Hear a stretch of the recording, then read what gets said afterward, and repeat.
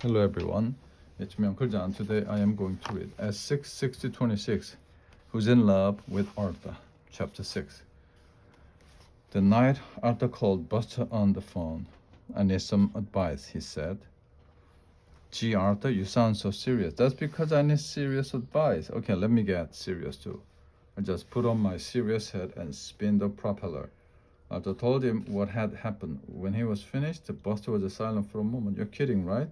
No, I wish I was, but I'm not because it's really hard for me to tell if you're kidding over the phone.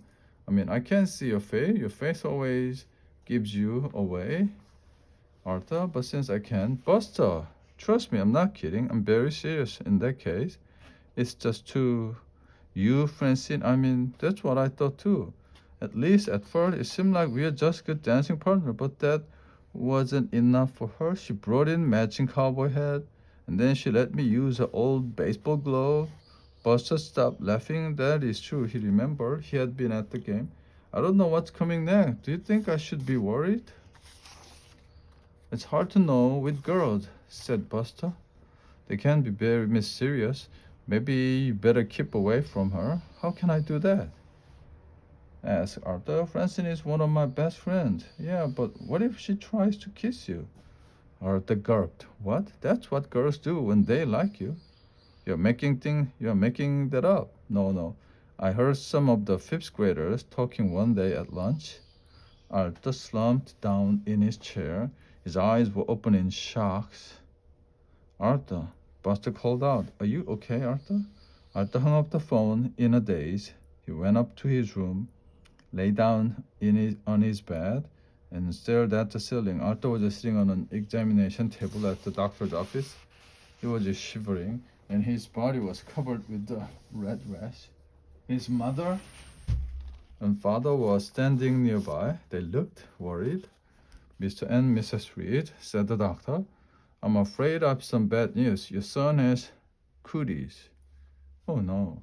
My baby, she rushed forward to give Arthur a hug.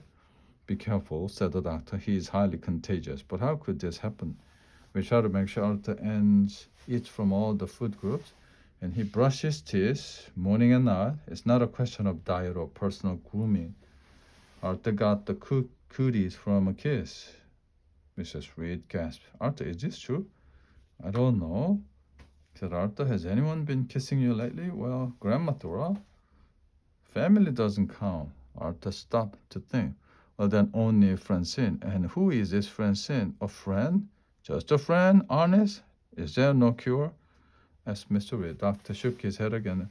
We live in an age of technological wonders, but something that's still beyond the reach of a medical science. This is what it's like to be doomed, thought Arthur. It was not a good feeling. The next morning, Arthur got up slowly.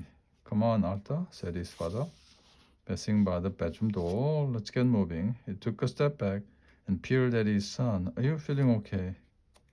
Unfortunately, Arthur knew that dreaming about a coolie attack was not the same as being sick. I'm fine, he said, but I wish I didn't have to go to school today. Mr. Reed nodded. I used to have days like that, especially in good weather. He glanced out the window. Well, that's not a problem today. It looks like rain. Arthur groaned. Rain. That meant more dancing. When he finally made it down to the kitchen, everyone else was already having breakfast. Arthur sat down to eat, but he didn't feel very hungry. Mom, Arthur is playing with his food. I'm not. Oh, really? Arthur looked down at his plate. Without even thinking about it, he had rearranged his scrambled eggs into the shape of a heart. It's just your imagination, he said, hastily taking a few bites. You do seem a little distracted, said his mother, giving baby Kate her cereal. I have a lot on my mind, Arthur admitted. Like what? Like what to do about pesky sisters who ask too many questions? My teacher says it's good to be curious about things. Arthur sighed. Yeah, but sometimes you can find out things you'd better not to know. When Arthur got to school, he saw Muffy, Buster, Sue Ellen, and the brain. He didn't see Francine. Maybe she's homesick. He said to himself, not that he wanted her to really feel bad or anything. He just wasn't sure. He wanted to face her in gym class. He was just closing the door to his locker when someone tapped him on the shoulder. Arthur shouted, "Bit jumpy this morning, aren't you?" said Francine. "Oh, it's you." Arthur backed up a step. "I thought maybe you were sick today." "No, I just got a ride. I slept late." "I had the weirdest dream last night." "Me too," said Arthur. Then he brushed off his shoulder where Francine had touched him. He didn't know that much about cooties, but it was better not to take any chances. Francine gave him a look. "Are you all right?" "Fine, great, super wonderful." He started down the hall. Francine followed him. "Is something wrong, Arthur? You've been acting a little strange." He put his hand on the bathroom door. "Wrong?" said Arthur. "Of course not. Why would you think something silly like that?" "Well, let me see. You're jumpy, you're nervous. Oh, and there's the fact that you're about to go into the girls' bathroom." Arthur jerked his hand back from the door. "Oh, I was just kidding. I was a joke, if you say so." But as far as she was concerned, the joke wasn't very funny.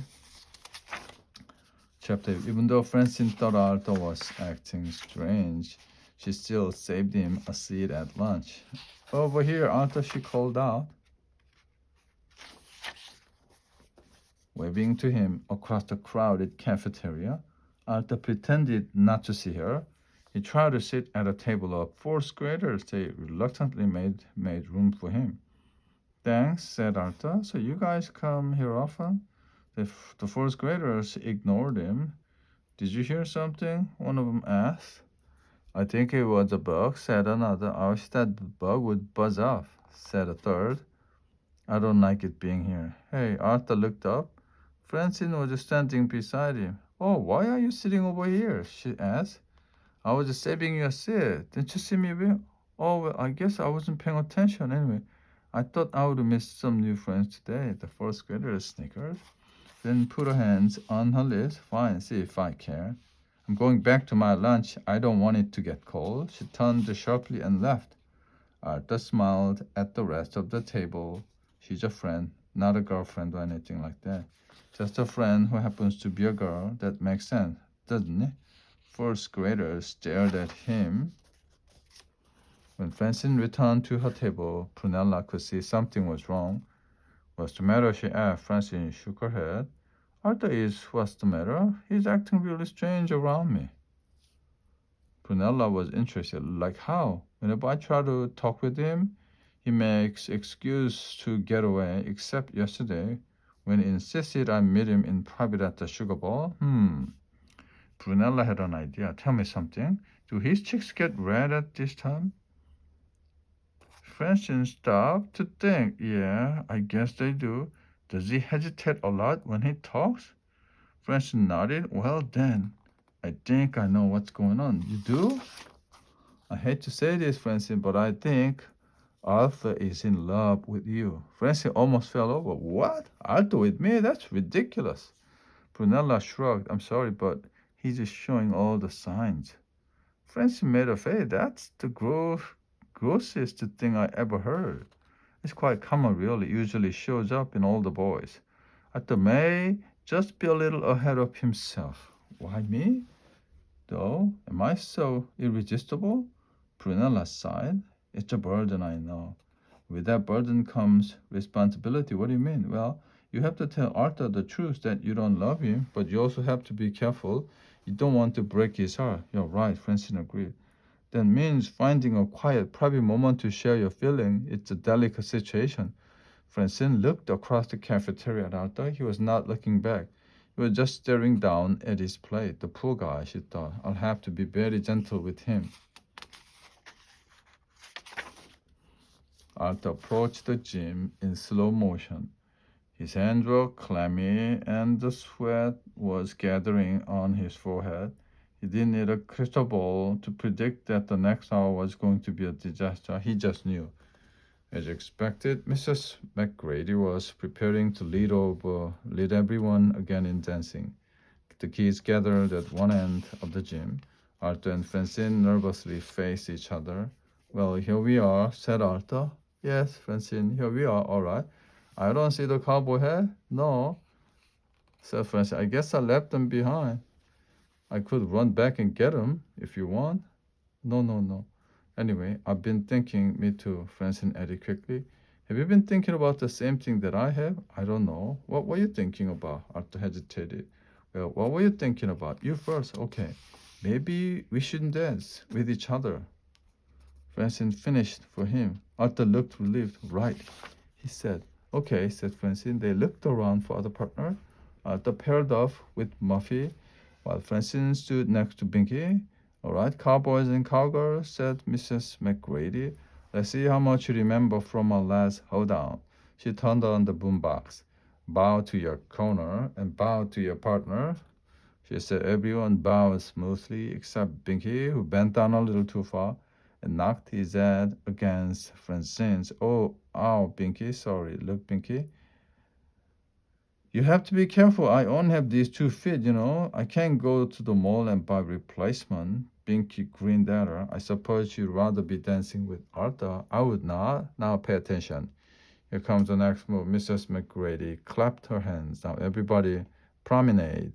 Binky and Francine walked arm in arm around the circle. As they passed Arthur and Muffy, Arthur turned his head to see how they were doing. Binky smiled. Jealous? He asked. Arthur, said Muffy, you're falling behind. Pay attention. She jerked him forward. Arthur looked straight ahead. He tried to concentrate on dancing with Muffy, but he found himself thinking about Francine. Muffy wasn't a bad dancer, but she didn't have Francine's enthusiasm for square dancing. Muffy, Arthur whispered, don't you feel like stomping your feet and yelling "Yeehaw"? Why would I do that? Muffy whispered back. Every dance has steps to follow. I'm being careful. I have to follow the right ones at the right time. Now, thread the needle, said Mrs. McGrady. Kids started to form 2 rows, hands held high to make a tunnel. As the pairs jostled for position, Arthur suddenly found himself face to face and hand in hand with Francine. What are you doing here? Said Arthur. Oh, quit trying to dance with me. Me trying to dance with you? You're the one trying to dance with me. Francine, do I have to spell it out for you? Don't make me say it, Arthur. They both took a deep breath. I'm not in love with you, they said together. For a moment, both Arthur and Francine were stunned. They faced each other, open-mouthed. Francine was the first to find her voice. You mean you don't have a crush on me? She said. Arthur's mouth snapshot. No way, I don't get crushes, but what about you? I don't get crushes either, but don't you want to kiss me? Are you kidding? I'd rather have head lice. You gross.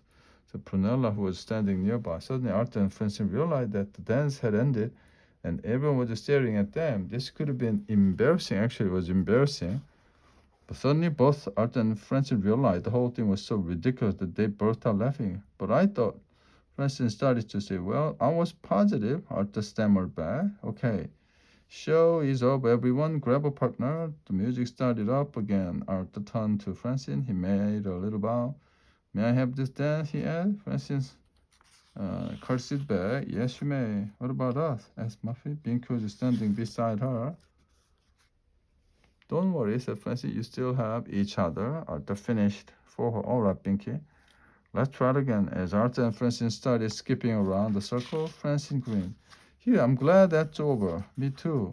Let's never let a silly thing like love come between us again. You said a mouthful, partner. If I don't hear the L word again for at least a year, it'll be too soon. Now, let's show the rest of these folks how to step out and raise some dust. And 2 friends danced like crazy till the bell rang. The end.